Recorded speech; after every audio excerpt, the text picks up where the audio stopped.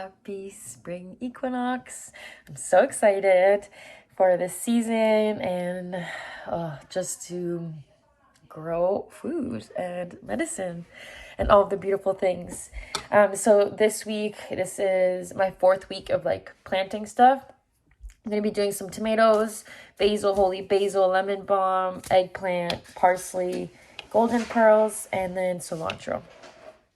I would be doing a little bit more varieties and different things like that, but I'm actually missing a seed order, which is a little bit frustrating because when I ordered, it didn't say that, but the order should be shipping out this week, or like next week, I mean. And then we should be good to keep going, but that means that some of the stuff that I wanted to actually start from seed earlier is going to be a little bit later, but that's okay because it's still probably going to be completely fine if it's like 2 weeks or a week late. I'm just a little bit worried about the peppers, but then again, they'll just be a month later, so that's okay. We make it work, and yeah.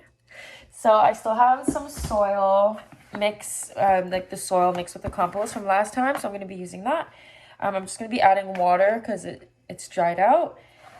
And yeah, we got some new books. They're in French. They're really, really, really good, honestly. These are probably my favorite gardening books that I've ever seen. Yeah, this video is going to be pretty short and like sweet because I'm just doing more seeds this week. And there's really not much like different than last week. But I just wanted to talk about the importance of organic seeds because we just live in a really toxic world sometimes. Like I do not support GMO. GMO is genetically modified organisms, and so GMO seeds are just something that I do not resonate with at all, that I don't want in my body, that I do not want to consume or grow. So when I'm buying seeds, I try to buy organic, because when you buy organic seeds, like organic is a certification where they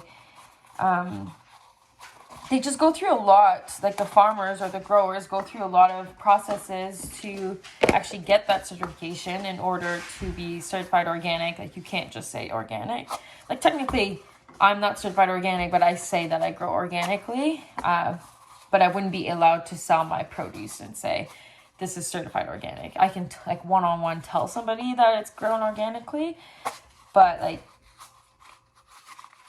organic is like the number one certification at the top if you're thinking about like, you know, the grocery store, buying seeds, and stuff like that.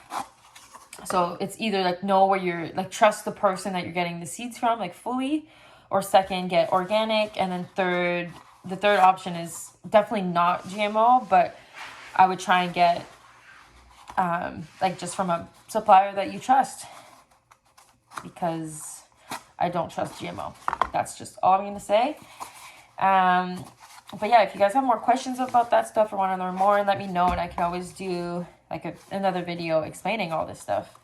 But I would definitely recommend organic, like, because the GMO, we do not know the long-term effects that this has on our body. And why are we playing with the genetics? Like, this is what happens when we do monocrop farming and just breaking like the cycle of life. We're overdoing it with the monocrop agriculture, which just brings pests and weeds so easily. And then what happens is then the farmers need to use pesticides and herbicides to control it. But if we were growing in harmony with nature, we wouldn't need to do all those things. That's why I really believe in organic, biodynamic, permaculture, and just the way that indigenous cultures and families and lineages have done it for years, and like thousands of years actually. And so that's why I'm really, really, really passionate about this. And to me, food, like, we are what we eat. And so this is just really, really important for who we are. Like, that's why I'm like, when I was really sick with my stomach back in the day, food like healed me like fully. And also like, you know, energy healing and conscious, like mindful living, holistic, like all this stuff. But food was a huge pillar of that. And when I learned all of that, I was like, wow, like my world just changed. And so that's why I'm really passionate about sharing about it. And yeah, if everybody just grew their own food, or at least their own herbs or something, it would just make such a big difference in the world. And that's why I'm just such an advocate for that. And a lot of the times I feel like people just maybe are busy at work or with the go of life, and they maybe just, they say they don't have time to garden or grow food.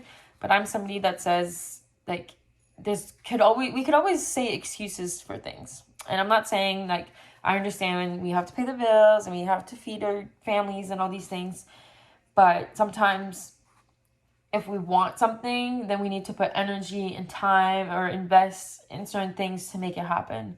And so, yeah, I've come a long way to actually like be here right now. And for example, if you're somebody that is really wanting to live more in harmony with nature, to grow food, or to have more time to grow food, then please like send me a DM. I'm just so passionate about interconnected being and living, and like really returning to nature, because that's what helped me heal so much. And so I want to share that message and the tools that I've been able to use in my healing journey, and share that with other people, because I know I'm not alone that has struggled with IBS, depression, anxiety, eczema, rashes, acne, all these things. So yeah.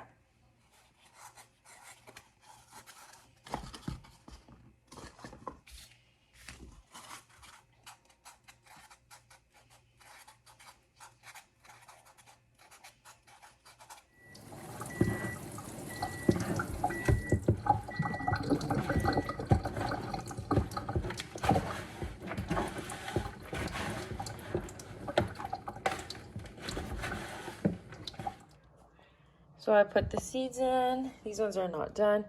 And then I put a little bit of the topsoil on it. And then I'm going to spray it with the 2.5. I mean the 6.0.